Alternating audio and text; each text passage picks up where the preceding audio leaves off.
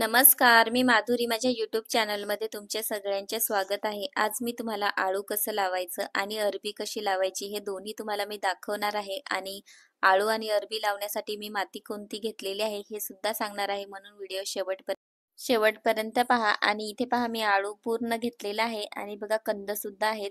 आणि हे आळू मी गावाकडून आणलेला आहे. आता लावण्यासाठी आपल्याला पसरट ग्रो बॅग वापरायची आहे. आणि पसरट ग्रो बॅग मध्येच लावायचं, कारण हे भरपूर पसरतं नंतर आणि भरपूरच त्याला नवीन फुटवे येतात आणि भरपूर आळूची पानं तयार होतील, म्हणून आपल्याला पसरटच ग्रो बॅग वापरायची आहे. आणि याच्यासाठी मी माती सुरुवातीलाच बनवून घेतलेली होती आणि आता पाऊस पडतोय त्याच्यामुळे माती पूर्ण ओलीच झालेली आहे. आणि इथे पहा, मी माती कोणती वापरलेली आहे तर माती घेतलेली आहे आणि गांडूळ खत वापरलेलं आहे, कोकोपीट थोडीशीच आहे आणि वाळू वापरायची आहे, कारण वाळू जर वापरली तर त्याच्यातून पूर्ण पाणी निघून जाईल, जे पावसाचं पाणी पडतं ते. आणि कंद वगैरे खराब होणार नाहीत, म्हणून आपल्याला वाळू वापरायची आहे. आणि इथे पहा, असं लावून द्यायचं, थोडंसं लांब लांबच लावून द्यायचं आहे, कारण हे भरपूरच पसरेल म्हणून. इथे पहा, जसं मी व्हिडिओमध्ये दाखवलेलं आहे तसंच तुम्ही सुद्धा लावा. असा थोडासा खड्डा बनवा आणि त्याच्यामध्ये पूर्ण आळूचा कंद झाकून घ्या, म्हणजे छान असे त्याला नवीन नंतर फुटवे येतील आणि सगळीकडेच कंद तयार होतील आणि त्याला सुद्धा नंतर असे कोंब येऊन अशीच आळूची पानं तयार होतील.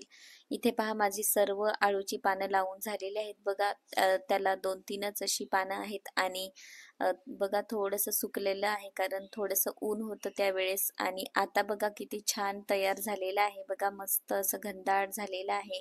आणि काही त्याची जुनी पानं आहेत ती खराब होऊन गेलेली आहेत आणि ही पहा, ही नवीन पानं आलेली आहेत. बघा किती छान असं झालेलं आहे. आणि बघा, लांब लांबच लावायचं. आता बघा कसं दाट होत चाललेलं आहे आणि जसं हे जगेल आणि त्याला नवीन कंद येतील की भरपूरच दाट दाट होऊन जाईल, म्हणून जसं सांगितलंय तसंच तुम्ही सुद्धा नक्की लावून पहा. आणि अशीच आपल्याला मस्त घरच्या घरी पानं खायला भेटतील ऑर्गॅनिक पद्धतीची, म्हणून आणि ही पहा, ही अरबी आहे. ही मी खाण्यासाठी आणलेली होती बाजारातून, पण ती आम्ही खाल्लेली नाही. तर त्याला बघा आता किती छान असे मोड आलेले आहेत. आणि हे आता आपल्याला लावायचं आहे. याची पानं नाही तर आपल्याला याचे कंदच खायचे आहेत. आणि हे बघा, हे सुद्धा लावण्यासाठी मी गांडूळ खत, कोकोपीट आणि वाळू घेतलेले आहे. आणि हे आधीच बनवलेलं आहे माती, त्याच्यामुळे तुम्हाला आता दाखवता येत नाही, कारण माझ्याकडे आता सुकी माती नाही. आणि इथे पहा, असंच याला असं रोवून द्यायचं आहे आणि जे कोंब आहेत ते वरतीच बाजू करायची. याला आधीच कोंब आलेले आहेत, त्याच्यामुळे याला लगेच पानं तयार होतील याची. पण तुमच्याकडे जर असेल आणि कोंब आलेले नसतील तर तुम्ही ओलसर कापडामध्ये 2-3 दिवस बांधून ठेवा, म्हणजे छान असे त्याला सुद्धा कोंब येतील आणि नंतर लावा.